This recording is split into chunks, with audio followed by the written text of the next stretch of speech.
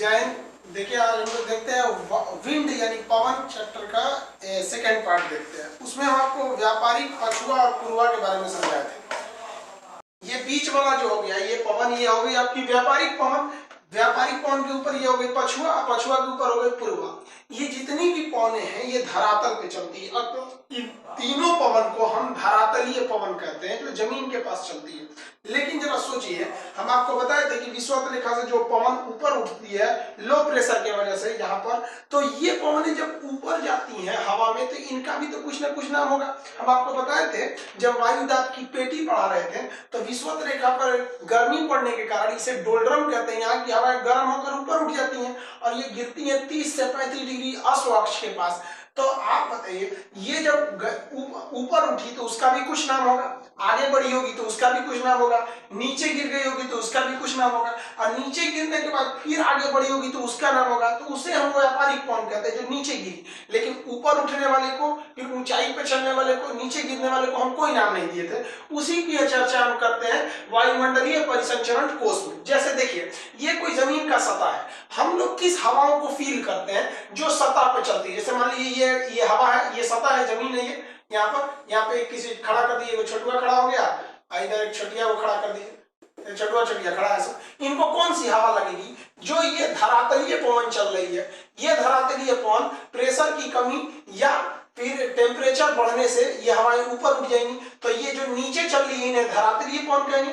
इसे कहते हैं ऊपर उठती पवन, उठती पवन, और इसे ऊपरी पवन कहते हैं। इसे हम लोग फील नहीं करते। फिर ये नीचे उतरती है तो इसे उतरती पवन कहते हैं, और हम लोग किसे फील करते हैं? केवल इसको, नीचे वाली को। तो हम लोग धरातलीय पवन को फेस करते हैं। जैसे लू भी क्या है? धरातलीय है, हम लोग को धरातल पे चलता है। ऊपर वाली पवन को हेलीकॉप्टर, हवा वगैरह, जहाज वगैरह में फील होता है। तो ये चारों का एक समूह बना दीजिएगा तो उसे हम लोग कहते हैं परिसंचरण कोष। परिसंचरण कोष में क्या क्या आएंगे? एक परिसंचरण कोष में आ जाएगा धरातलीय पवन नीचे वाला, फिर उठती पवन ऊपर वाला, उसके बाद ऊपरी पवन जो ऊपर ऊपर चल रही है, उसके बाद से उतरती पवन जो नीचे आ गई। इन्हीं को हम लोग क्या कहते हैं? कोष कहते हैं। पूरे पृथ्वी पर 3 प्रकार के कोष होते हैं, हेडली कोष, फेरल कोष और पोलर कोष यानी ध्रुवीय कोष होते हैं। 3 प्रकार के कोष होते हैं। तो देखिए कोष कितने हो गए? 3। हेडली कोष, फेरल कोष और पोलर कोष, 3 प्रकार के कोष हो गए। अब इन कोष के बारे में हम लोग को पढ़ना है, कौन सी कोष कहां पर बनती है और इसके बनने का कारण क्या है। देखिए आप सबको पता है, हम बेल्ट में पढ़ा दिए, प्रेशर बेल्ट में, कि विषुवत रेखा पर सूर्य की किरणें लंबवत पड़ती है। लंबवत पड़ने के कारण यहाँ की हवाएं गर्म हो जाती हैं और गर्म होकर ऊपर उठने लगती है। आप यहाँ ध्यान से देखिएगा कि यहाँ से एक पवन इधर की ओर ऊपर उठ रही है, इधर की ओर। एक काम करते हैं, हम लोग किसी एक ओर का पैटर्न पढ़ लेते हैं, दूसरी ओर तो सेम रहता है क्योंकि पृथ्वी 2 बराबर गोलार्ध में बटी हुई है। तो यहाँ से कुछ हवाएं ऊपर उठी तो कुछ इधर गई, कुछ इधर गई, तो ये ऊपर उठती पवन हो गई। अब ये वायु क्षोभ मंडल के ऊपर नहीं जा पाती है तो आगे बढ़ेगी तो ये ऊपरी पवन हो गई। अब ये जब अश्व अक्ष के पास पहुंचती है तो नीचे उतरने लगती है क्योंकि ठंडी हो जाती है और कोरियोलिस बल लगता है।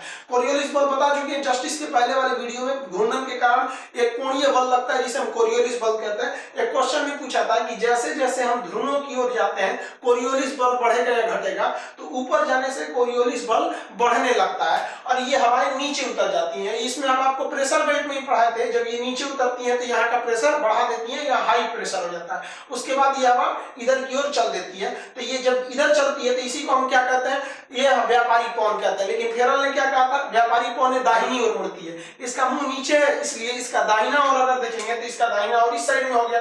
तो ये जब नीचे उतरी, दाहिने मुड़ गई थी, ये व्यापारिक हो गई। और ये उठती पवन, ये ऊपरी पवन, ये नीचे उतरती पवन। आप बताइए यहाँ पे भी तो एक कोष यानी सेल का निर्माण हो गया। जैसे यहाँ समझाते हैं एक सेल में 4 तरह की वायु होती है। हम लोग किसको फील करते हैं? तो धरातलीय वायु को हम लोग धरातलीय। तो ये वाला जो पहला जो होता है व्यापारिक पवन में, उससे वो हेडली कोष होता है। कौन सा कोष? हेडली कोष। कैसे होगा वो? तो व्यापारिक पवन हेडली कोष में क्या होगा? विषुवत रेखा के पास की हवाएं गर्म होकर ऊपर उठ जाएंगी, हमें फील नहीं होंगी। फिर ऊपर ऊपर वो आगे बढ़ेंगी, हमको फील नहीं होंगी। फिर वो नीचे उतरेंगे अश्व अक्ष के पास, वो भी फील नहीं होगा। हाँ, वहां पर प्रेशर जरूर बढ़ा देगा। जब आगे बढ़ने लगेंगी तो वो फील होता है, हमें व्यापारिक पवन उसे कहते हैं। फेरल के नियम का पालन करके दाहिनी ओर मुड़ जाती है क्योंकि इसका मुंह नीचे है, दाहिना इधर होगा। तो ये पहला सेल हो गया। 1 नंबर सेल को हम क्या कहेंगे? हेडली सेल। हम यहाँ नंबर कोड कर दिए हैं 1, हेडली सेल होता है। क्वेश्चन पूछेगा हेडली हेडली सेल कहाँ पाया जाएगा? तो आप कह सकते हैं व्यापारिक पवनों की पेटी में। जहां व्यापारिक पवन है वहां नहीं, तो इसको घुमा के पूछेगा तो आपको हम बता दिए पहले वीडियो में कि कहां बताएंगे। तो ये बता सकते हैं अश्व अक्ष तथा विषुवत रेखीय निम्न दाब की ओर। अश्व अक्ष में उच्च होता है, अश्व अक्ष तथा विषुवत रेखीय निम्न दाब के बीच में हमारा कौन सा कोष बनता है? हेडली कोष बनता है। अब उसी तरह से हम देखते हैं फेरल कोष कहां बनता है और पोलर कोष कहां बनता है। देखिए हेडली कोष को प्रत्यक्ष कोष भी कहते हैं क्योंकि ये डायरेक्ट ऊष्मा के कारण बना है। ऊष्मा यहाँ से गर्म हुआ है और गर्म होने के कारण ये हवाएं उठी थी, तो डायरेक्ट ऊष्मा के कारण अगर कोई कोष बनता है तो उसे प्रत्यक्ष कोष कहते हैं। अब फेरल के नियम को हम लोग पढ़ते हैं, फेरल कोष किसे कहते हैं। तो देखिए फेरल कोष कहां से उत्पन्न होते हैं सब? तो ये उत्पन्न होता है उपध्रुव से, ध्रुव से नहीं होगा और न ही अश्व अक्ष से, उपध्रुव से होगा। जब भी ये कोष उत्पन्न होंगे ना तो ये लो प्रेशर के पास उत्पन्न होंगे, तो हमेशा ये कहां होंगे? लो प्रेशर के पास में ही उत्पन्न होंगे। तो यहाँ उपध्रुव पे लो प्रेशर है, यहाँ जैसे यहाँ पे हवाएं गर्म होके कुछ इधर गई कुछ उधर गई, उसी तरह से ये लो प्रेशर के पास भी यहाँ पर हवाएं आपस में टकरा कर ऊपर उठी। अब आप बताइए ये तो टकरा कर उठी है, प्रत्यक्ष तो होगा नहीं, अप्रत्यक्ष होगा।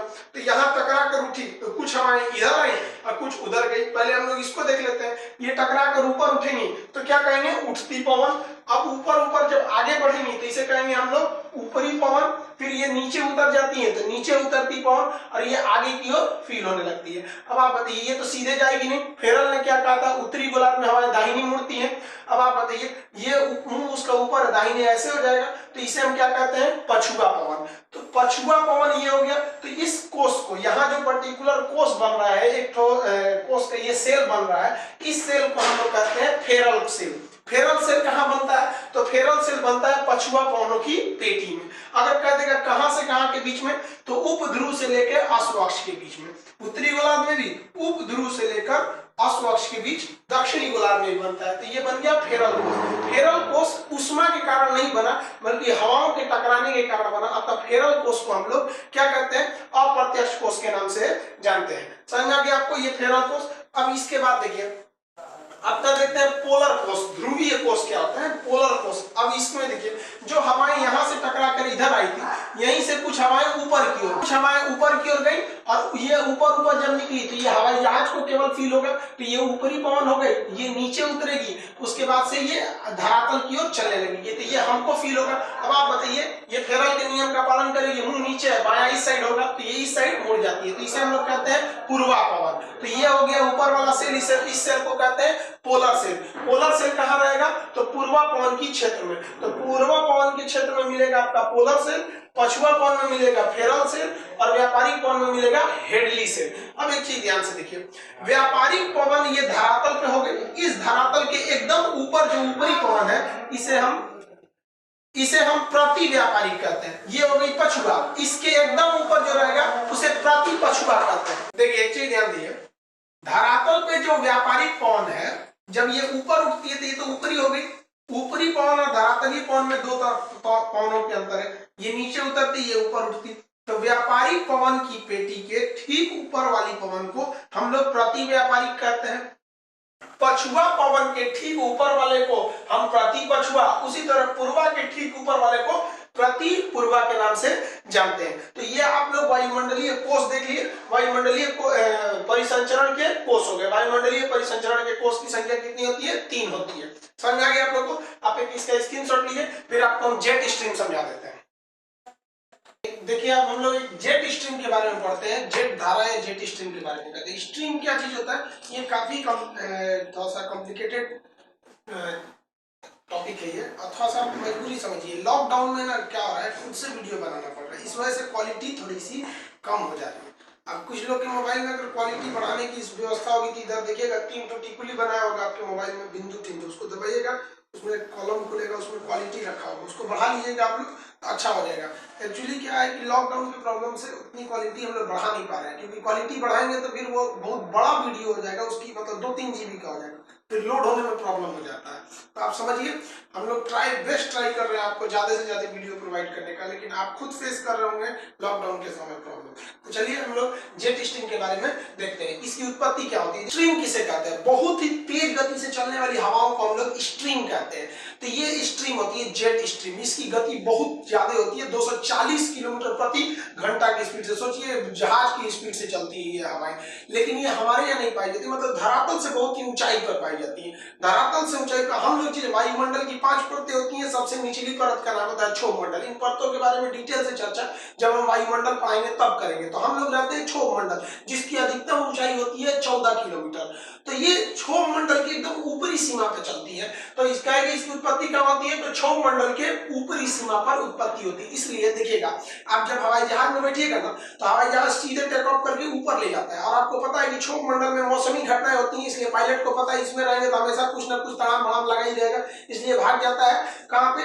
तो ये भागता है सीधे समताप मंडल में। लेकिन समताप मंडल में प्रवेश करने से पहले इसको झेल के जाना पड़ता है ये जेट स्ट्रीम को। जेट स्ट्रीम की चाल 250 किलोमीटर प्रति घंटा होती है, अतः इस चाल को तोड़ना बड़ा मुश्किल होता है, इसलिए जहाज में कंपन उत्पन्न होता है। तो आप जहाज में बैठिएगा ना, तो पायलट अनाउंस करता है कि जहाज टर्बुलेंस से गुजर रहा है, अब कृपया सीट की पेटी बांध ले, बेल्ट बांधने के लिए बोलता है। उस समय जहाज हिलने लगता है, आप बैठिएगा जहाज में तो ऐसे कंपन करेगा, डर जाएंगे लोग। शुरू में फर्स्ट टाइम जाइएगा तो डर लगने लगता है, सबको लगता है, क्योंकि वो जेट हवाओं को पार कर रहा होता है। तो इसकी उत्पत्ति क्षोभ मंडल की ऊपरी सीमा पे होती है। इसकी दिशा बहुत बार पूछता है, इसकी दिशा हमेशा पश्चिम से पूरब होती है। क्यों पश्चिम से पूरब होती है?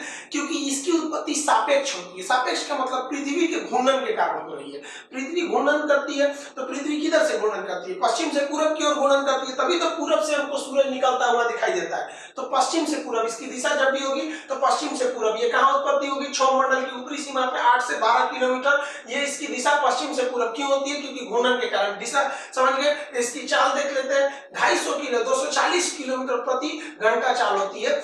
इसका जो खोज हुआ था वो द्वितीय विश्व युद्ध में, वार सेकंड भी बोला जाता है द्वितीय विश्व युद्ध को, यूएस एयरफोर्स द्वारा। कैसे हुआ था? तो देखिए, यूएस एयरफोर्स जापान में बम गिराने गई थी तो पूरब से पश्चिम गई थी, जबकि इसकी जो दिशा होती है पश्चिम से पूरब होती है।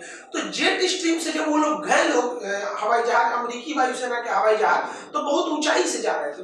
अचानक उनको फील हुआ ना कि हमारी जहाज की रफ्तार धीमी क्यों हो गई भाई। तो उनको लगा ना कि जापान लगता है कोई बड़का सा चुंबक लगाया है नीचे, वो खींच लिया जापान, जहाज मेरा भाग ही नहीं रहा, पूरा दबा के भाग रहा है, दम लगा रहा है, स्केलेटर भागे जहाज तब तो।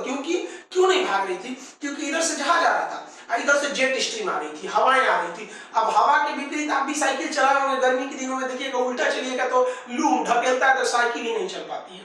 तो इस तरह से अमेरिकी वायुसेना को बहुत जिद्दोजहद करना पड़ता था।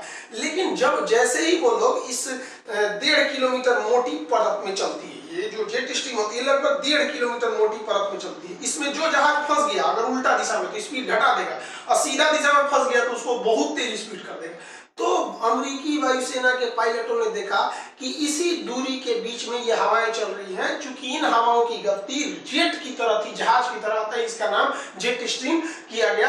तो इसका खोज आप समझ गए। इसका आकार सीधा नहीं होता, ये हवाएं एकदम सीधे नहीं चलती है, ये ऊपर नीचे लहर के समान चलती है। तो अतः इन्हें लहर के समान या नदी के समान या सरिता कहते हैं। आकार कहेगा तो सरिता या नदी के समान ऊपर नीचे चलती है। अब इसकी जो लहर होती है, तो लहर की अधिकतम ऊंचाई या अधिकतम गहराई को आयाम कहते हैं। जैसे ये ऊपर गया तो ये इसका आयाम है, नीचे गया तो भी आयाम है, अब दोनों को मिला देंगे तब तरंग होता है। तो ये लहरनुमा बनती है, तो इसका आयाम कितना होगा? अब आप अंदाजा लगाइए इसका आयाम, मतलब ये तरंग एक बार उठी ना यहां से, तो उठने के बाद जब बैठेगी तो इतना दूर में ये 6500 किलोमीटर दूरी तय कर लेगी। सोचिए इसका आयाम कितना बड़ा होता है।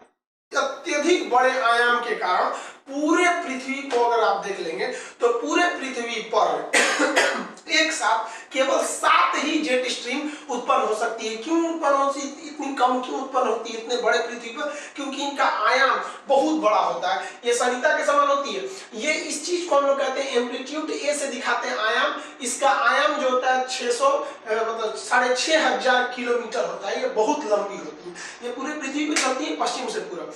विषुवत रेखा के पास चलेगी तो उसे कहेंगे विषुवत रेखीय जेट, थोड़ा सा उससे ऊपर चलेगी अश्व अक्ष से ऊपर तो उसे कहेंगे शीतोष्ण जेट, और ध्रुव के पास चलेगी तो उसे कहेंगे ध्रुवीय जेट। आप जानते हैं विषुवत रेखा के पास व्यापारिक पवनें चलती हैं, अतः इन्हें व्यापारिक जेट भी कहते हैं। शीतोष्ण कटिबंध में पछुआ पवन चलती है, और ध्रुवीय क्षेत्र में यानी पूर्वा पवनें चलती है। कहेगा इन तीनों प्रकार के जेट में सबसे खतरनाक जेट कौन सा होता है, तो शीतोष्ण जेट सबसे खतरनाक होता है, अर्थात उसे हम पछुआ जेट के नाम से भी जानते हैं। जैसे बीचों बीच में रह गया तो उसे क्या कहते हैं हम लोग, विषुवतरेखीय, थोड़ा ऊपर गया तो उसे कहेंगे शीतोष्ण, एकदम ऊपर गया तो ध्रुवीय, यानी बीच वाला पछुआ जेट सबसे ज्यादा शक्तिशाली होता है। तो जेट के बारे में समझ गए, इसमें हम ज्यादा टिक लगा दिए ताकि आपको समझ में आए। तो ये जेट स्ट्रीम के बारे में ये हो गया। ये किस मंडल में पाई जाएगी, तो क्षोभ मंडल की ऊपरी सीमा पर पाई जाएगी, ये समझ गए। तो ये पीटी एग्जाम में पूछता है, प्रीलिम्स में। लेकिन जब मेंस में जाएंगे ना तो जेट वायु धारा के चारों स्टेज के बारे में पूछ देता है। अब ये बड़ा कॉम्प्लिकेटेड हो जाता है स्टेज के बारे में समझना। तो चलिए हम लोग समझते हैं जेट स्ट्रीम के स्टेज ऑफ जेट स्ट्रीम। देखिए जेट स्ट्रीम के स्टेज को देखते हैं। ये बीचों बीच से एक रेखा खींच दी हम, विषुवत रेखा। अब एक ई और देखते हैं हम लोग विषुवत रेखा के ऊपर में। एक्चुअली ऊपर वाला एरिया थोड़ा सीधा होता है समझाने में, सेम चीज तो नीचे भी होते हैं, वो थोड़ा सा समझाना थोड़ा सा दक्षिणी गोलार्ध का उल्टा होता है। तो ये हम लोग उसको ये दिखा दिए हम लोग। आपका जो ये सरिता के आकार के बताए हैं ये जेट स्ट्रीम है। पहले स्टेज में इसका आयाम बहुत बड़ा रहता है। अब आप बताइए, ऊपर की ओर का एरिया ठंडा होगा, नीचे का एरिया गर्म होगा। तो ऊपर हमने लिख दिया ठंडा, ठंडा कौन दिखाए हैं, लिखने का जगह नहीं था, इसलिए हम लोग खाली ब्लैंक त्रिभुज से हम इसको दर्शा दिए हैं। जबकि नीचे का एरिया गर्म होगा, आप जानते हैं क्योंकि नीचे का एरिया विषुवत रेखा के पास होगा, तो इसके नीचे का एरिया गर्म होगा, हम उसको कलर्ड ट्रायंगल से दर्शा दिए हैं। तो स्टेज फर्स्ट में क्या होता है, इस जेट स्ट्रीम के ऊपर का एरिया ठंडा और नीचे का एरिया गर्म होता है। ये आप स्टेज फर्स्ट समझ गए, कोई ज्यादा दिमाग नहीं लगाना, इसी में थोड़ा सा आपको चेंजिंग करना है। अब स्टेज सेकंड देखते हैं। स्टेज सेकंड में क्या होता है ना, ये एकदम इसकी फ्रीक्वेंसी बढ़ते जाती है, ये जेट स्ट्रीम करीब आने लगती है। जब ये करीब करीब आने लगती है तो इसमें सिकुड़न उत्पन्न होता है। अब ये सिकुड़न आप देख रहे होंगे इमेज में, देखिए ये सिकुड़न थोड़ा ज्यादा उत्पन्न हो गया है, सिकुड़न ज्यादा हो गया। अब जब सिकुड़न ज्यादा हो गया तो अंदर क्या हुआ, इधर घुस गई और ऊपर वाला ऐसे घुस गया। तो क्या होता है कि जो ठंडा वाला एरिया है वो नीचे आया थोड़ा, और जो गर्म वाला एरिया है थोड़ा ऊपर गया। तो आप देखिए कलर ट्रायंगल जितनी ऊंचाई पर है ये उतना ही पे है ये ब्लैंक ट्रायंगल, जितने पे ये कलर्ड है। यानी जो ठंडा वाला एरिया था और जो गर्म वाला एरिया था वो एकदम एक तरह से कहिए तो समानांतर आ गया। ये जेट स्ट्रीम क्या की कि ऊपर की ठंडा एरिया को नीचे ले आ दिया और नीचे के गर्म एरिया को ऊपर ले आ दिया, तो मिक्स कर दिया एक तरह से। तो कहेगा मेंस में पूछेगा, एक बार पूछा था ये क्वेश्चन कि जेट स्ट्रीम के किस अवस्था में गर्म एवं ठंडे क्षेत्र समानांतर हो जाते हैं। तो देखिए एकदम समानांतर, एक आमने सामने हो जाते हैं, एक कतार में हो जाते हैं। तो ये कतार में कब हो जाते हैं लोग, ये सेकेंड स्टेज में।